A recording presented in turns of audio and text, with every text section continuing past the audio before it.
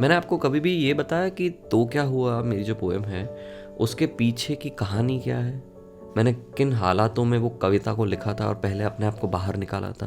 Have I ever told you that? मतलब हाँ, मैंने लाइव सेशंस में बहुत बार ऐसे कैजुअली कह दिया था कि ऐसा हुआ था वैसा हुआ था, पर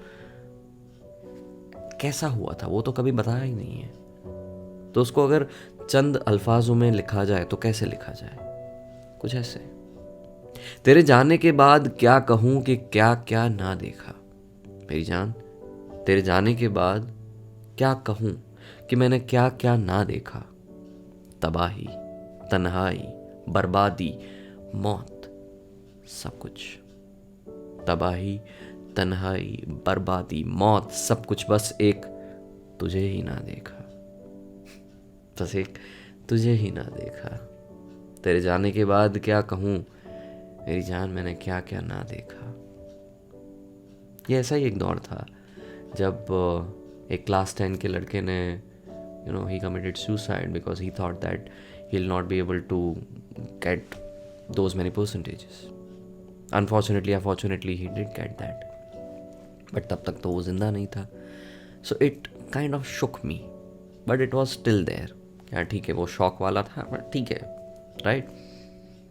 फिर you get the news that somebody from your close circle has committed suicide. Close circle मतलब कौन? One of your best friends.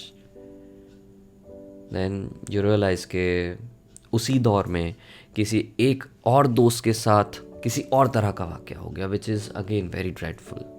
So again it gives you a धक्का. ये सब ठीक था तो आपको रियलाइज़ होता है कि अब आपकी ज़िंदगी में इश्क भी नहीं रहा है, क्योंकि दैट वाज द ब्रेकअप वाला जोन. अगेन एक धक्का, and that was that zone जहाँ पे आप पूरे शहर में जाने पहचाने से हो. मतलब वहाँ पे आपको जानते सब है पर पहचानता कोई नहीं है. और वहाँ पे उस अकेलेपन के दौर में एक वही इंसान थे जो मुझे पहचानते थे. वो लॉन्ग डिस्टेंस वाला जोन था, पर वो दिल की नज़दीकियाँ थी, पर वो भी दूर हो गई. सो अगेन एक झटका. एंड देन प्रोफेशनल भी थोड़ा बहुत ऐसा था यहाँ वहाँ. एंड फैमिली के साथ भी बात नहीं कर सकते थे क्योंकि एकदम दिखाना है कि नहीं आई एम फाइन. उस रात दोस्तों को भी फ़ोन किया 12:30 के बाद, तकरीबन 12:30. और वो ऐसे दोस्त थे जिनको मैंने 3-3, 4-4 बजे भी उनके फ़ोन्स अटेंड किए हैं, उनको ठीक किया है, एवरीथिंग.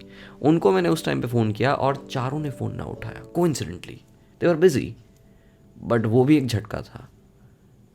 एक दौर ऐसा भी आया जब मैं सो नहीं पा रहा था. And I am like okay, अब क्या किया जाए. I was just praying, I was just talking to the God कि please let me sleep. I am not able to, but please help me. Then weird thought कि okay, let's Google some sleeping pills and then go to the chemist and get them. Of course it was not possible. मैं वहाँ पे गया, the chemist is like, dude I know you but I can't give it to you because you don't have the prescription. And I'm like, okay, yeah, I know that, but now what?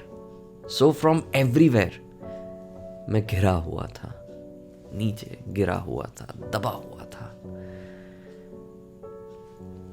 And I just thought कि okay, अब क्या?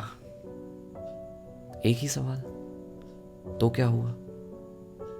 तो वही सवाल मैंने खुद से पूछा, तो क्या हुआ? दिल ही तो टूटा है, तो क्या हुआ? जिंदगी से एक इंसान ही तो छूटा है, तो क्या हुआ?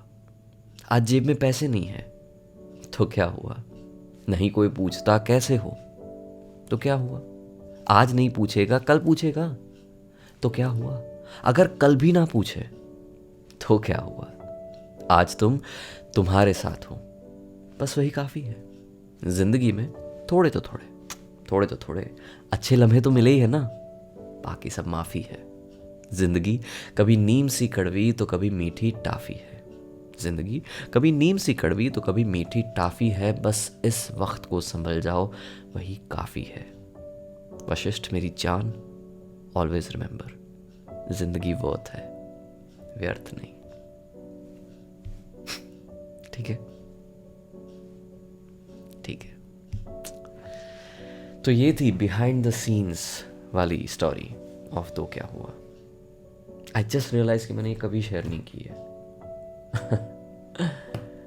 सो हाँ, आई नो इट्स डिफ़िकल्ट, और शायद ये सवाल पूछने से तुरंत जवाब नहीं मिलेगा, पर उस वक्त तो तुम समझ जाओगे, उतना काफ़ी है, बाकी सब माफ़ी है।